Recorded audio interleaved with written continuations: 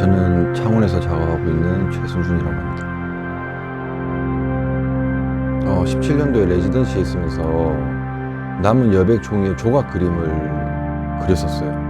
근데 그것들이 이제 벽에 붙여놓고 그리다 보니 이것들이 벽 자체를 캔버스로 두고 봤을 때 이런 이미지 조합들이 약간 만화의 컷 같은 느낌, 그리고 전혀 상관없는 이미지들인데 어떤 색이라든지 선 하나에 의해서 뭔가 이게 통하고 있다는 느낌이 들었어요. 그때부터 이제 의도적으로 좀 화면을 분할해가지고 나누기 시작한 것이 그러한 레이어드를 취하게 된 계기가 된 것 같습니다.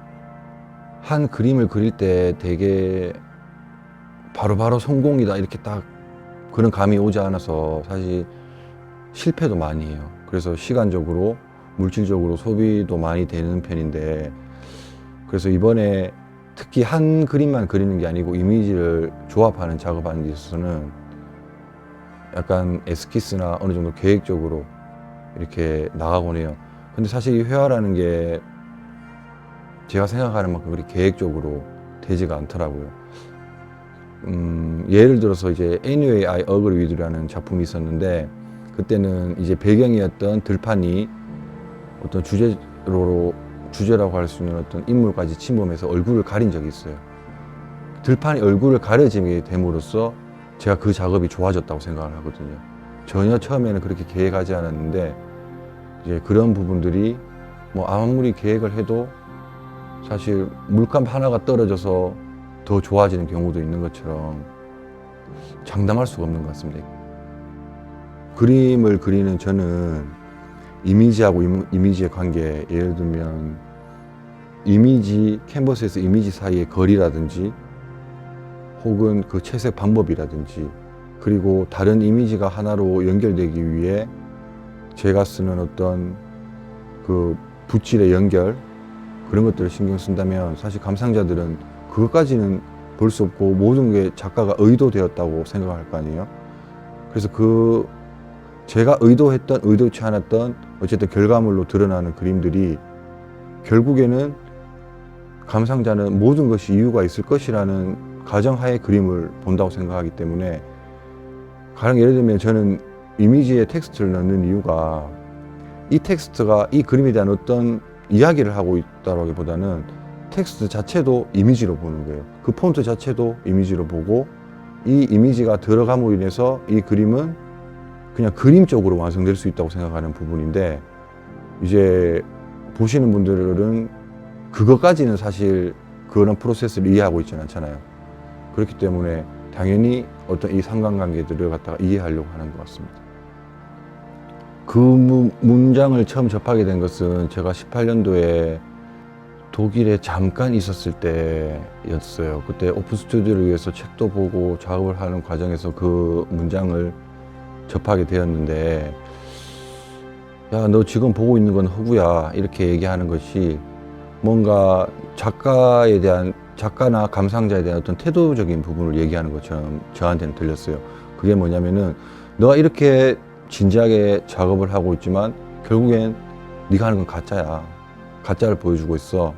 혹은 되게 진지한 태도로 미술관에서 작품을 감상한다든지 하지만 이것은 진짜가 아니고 가짜야. 너네가 보는 것들은 결국에는 저라는 필터를 통해서 걸러지는 것들이잖아요. 어떤 사실도.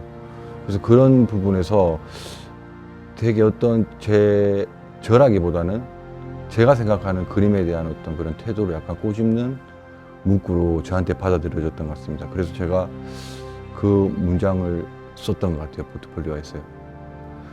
그 어떤 작업적 영감은 어느 곳에서나 받게 되는 것 같아요. 뭐 대화에서도, 그리고 영화, 우리가 주로 듣는 노래에서도 영감을 받고 있는 것 같고, 요즘은 핸드폰 하나만 열어보면은 이 세상 만사를 다 알 수가 있잖아요.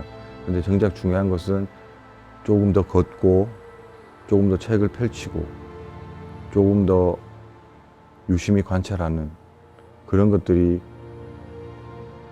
뭐 그들보다는 조금 더 볼 수 있고 생각할 수 있게 되는 것 같습니다. 제가 아무래도 그림을 그리는 사람이다 보니 제가 표현하고 싶고 그려보고 싶은 이미지들을 우선적으로 수집은 하는데, 사실 그것이 다 그림이 되진 않아요. 네. 그래서 결국엔 제가 캔버스에 옮기게 되는 어떤 이미지들은 어떤 좀 맥락이 끊겨 있다든지, 네, 어떤 단서들을 유추할 수 있는 어떤 그런 이미지들.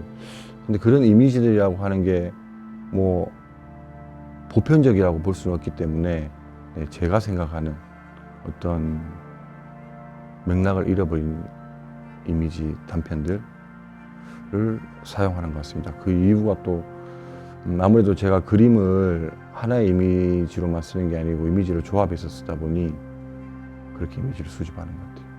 결국엔 그 이미지들이 그림이 되어야 하고 또 저라는 필터를 거쳐서 그림이 되는 것인데,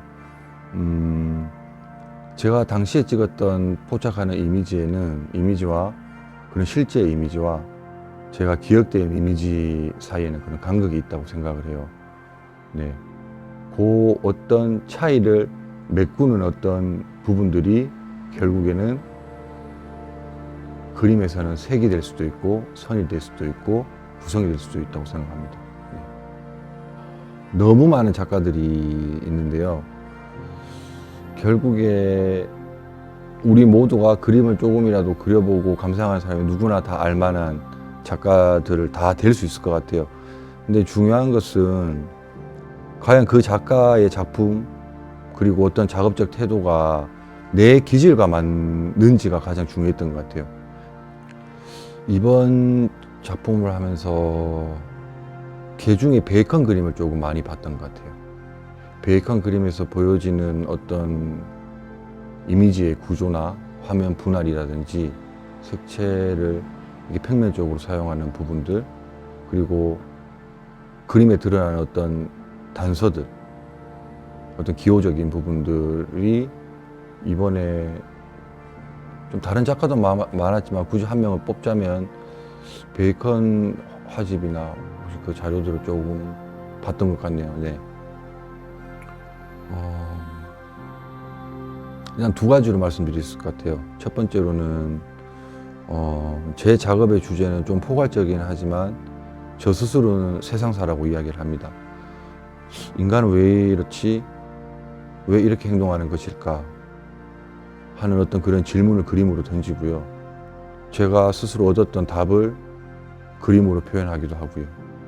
그리고 두 번째로는 결국은 그림이기 때문에 그리는 방식에 대한 어떤 연구를 제가 하는 것 같습니다. 왜냐하면은 다른 분들은 어떻게 그림을 보실지 모르겠지만 저는 이게 자체가 시각 언어이기 때문에 첫인상이 제일 중요하다고 생각해요. 그래서 이 친구가 뭐를 이야기하는지 듣고 싶어지게 만드는 것도 결국엔 첫인상이 판단한다고 생각하기 때문에, 네, 그렇게 집중하고 있습니다.